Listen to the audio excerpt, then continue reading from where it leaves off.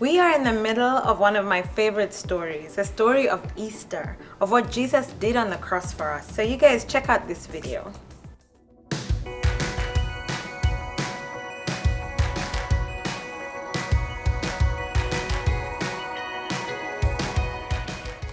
Now it's time for arts and crafts with Tyler. Now you can make anything you want with marshmallow peeps. Just, you know, a tallest tower. And that was arts and crafts with Tyler. In middle school, my dad's job was a salesperson. And for a little while he sold office furniture, and then for a while he sold trucks, which in middle school, as a middle school guy, was the coolest thing ever. He would sell these like huge like semi trucks, like the things you see on the highway that are just like, okay, that's a big truck. Or sometimes he would sell tow trucks. Now, what was cool about this was he would bring trucks home every once in a while. So I'd like, you know, it's 4 o'clock in the afternoon, what's that in my driveway? It's a huge truck. What's that doing there? One day, he brings home the coolest truck I've ever seen. Now, I don't know if you've seen a truck like this. It was basically like a pickup truck if you like took a pickup truck and multiplied it by 3. It's math. Basically, big pickup truck. I've even got a picture, I'll show you. Cool pickup truck. So that was what was sitting in my driveway, and my dad says, all right, it's time to go to youth group. It's time to go to our Wednesday night youth group, my middle school gathering at my church, and we're gonna take this pickup truck. And I think, this is the coolest thing I've ever done. So we hop in, go for a drive. My dad drops me off at church, and I can see my friends in the parking lot, and they're there, and they're like, whoa, look at that cool truck. Next thing you know, boom, I step out of the truck, and I'm like, what's up, guys? And they're like, is that your truck? Do you own that? And I'm just like, no. But it's cool, right? But just for that day, I felt so cool and so important. Now, have you ever been there? Like people around you knew that you were important?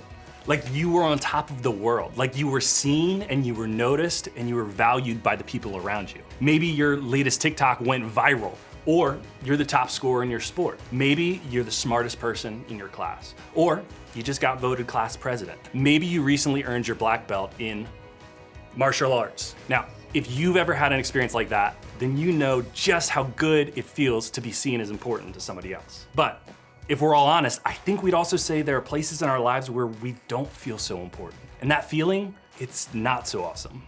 It's less awesome. Maybe you're not playing as well in soccer as you'd like, or maybe you just can't understand math, but everybody else in the class seems to just like get it. Maybe you feel like you're an outsider at school and you wonder if anybody even knows your name. Maybe nobody ever likes or comments on the videos you post, or nobody invites you to hang out. Things like that, they make us feel anything but important, don't they? I think the reality is that most of us probably feel unknown or unimportant at some point. We wonder if we're really noticed or seen by the other people at school or at home or even here at church. It seems like only certain people get to feel important all the time. And we're just lucky to feel important every once in a while. Now, if you've ever felt that way, first, I wanna say, I'm so glad you're here.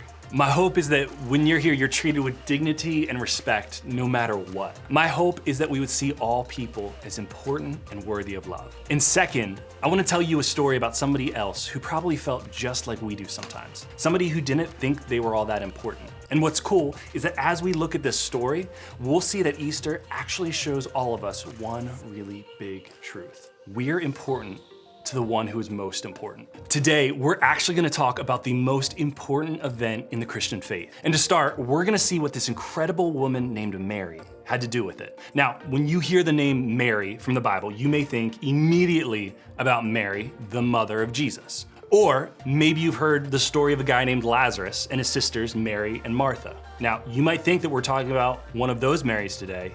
You'd be wrong. Different Mary.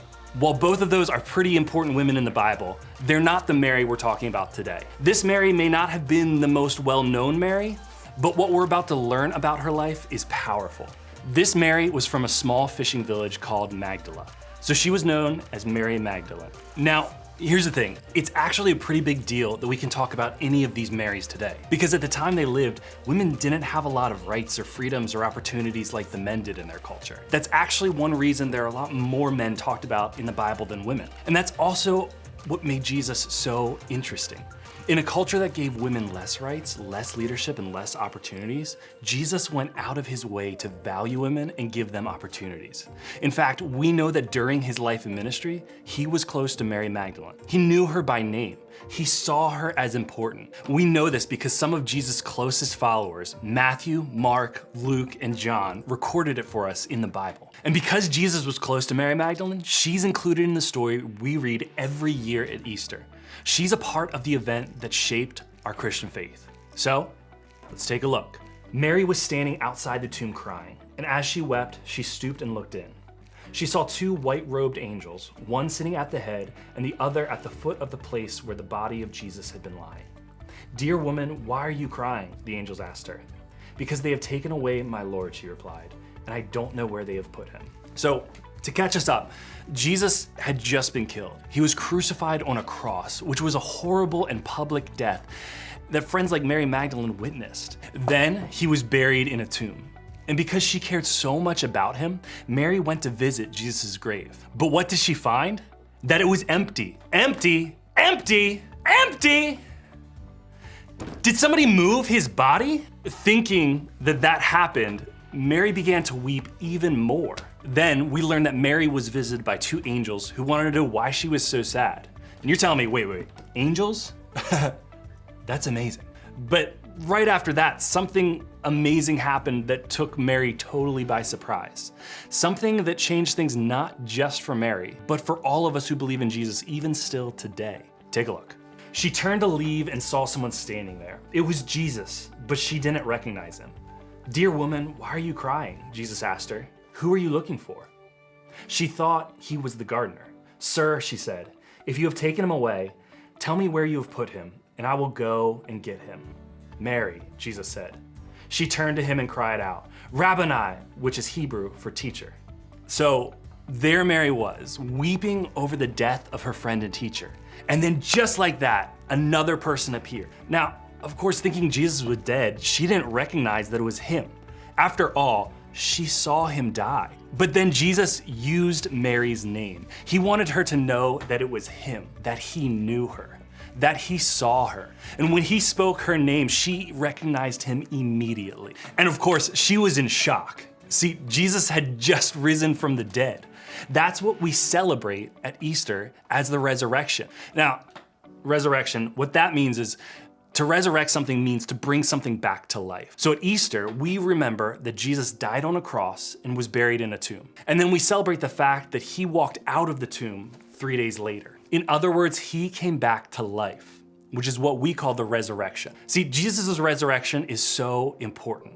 Because of it, we can trust that God is who he says he is. Jesus spent years in his ministry telling his followers that this very thing would happen, that his death and his resurrection were coming, and that these events would change everything. And then it actually happened.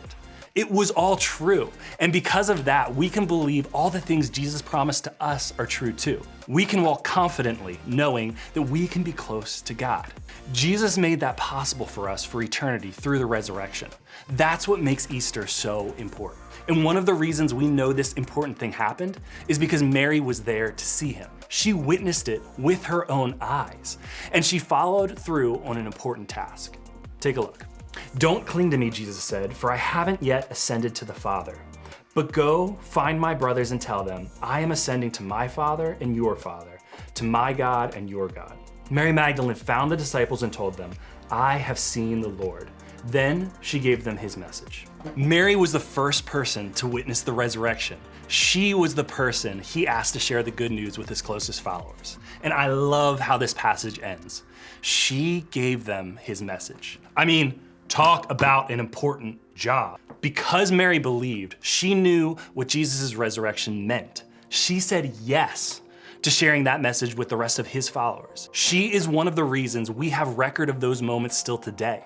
And that makes her an important piece of the most important event in our faith, Jesus' resurrection. So maybe you felt unimportant. Maybe you feel like nobody else sees or notices you, that people don't understand you, that God would never choose or love you. Well, let me just assure you that what we celebrate every year at Easter proves that you are not only important, but you're important to God. He sent his son, Jesus, to die for you, to come back to life so you can be close to him forever. He did that because of his love for you. He did that because your life is important to him. Here's what I want you to remember. Easter reminds us we're important no matter what. God chose somebody like Mary Magdalene to help spread the word about the resurrection. He chose her to be an important part of the story. And what's cool is that the same can be true for us. God didn't just send Jesus to die for those people back then. His resurrection wasn't just to help them. He didn't just want people like Mary to know he saw and cared for them. He did it for us too. No matter how other people see us, no matter how we feel, the resurrection proves that we're loved, we're seen, we're chosen, and we have value. Easter reminds us we're important no matter what. The question is, how do we begin to believe that? First, I think we need to think about how we see ourselves. Do you believe that you're important? To God? To those around you? Even to yourself? Do you talk down to yourself? Do you allow negative thoughts or words about who you are or how others see you take up space in your mind? Do you let other people treat you poorly or hurt you or talk down to you?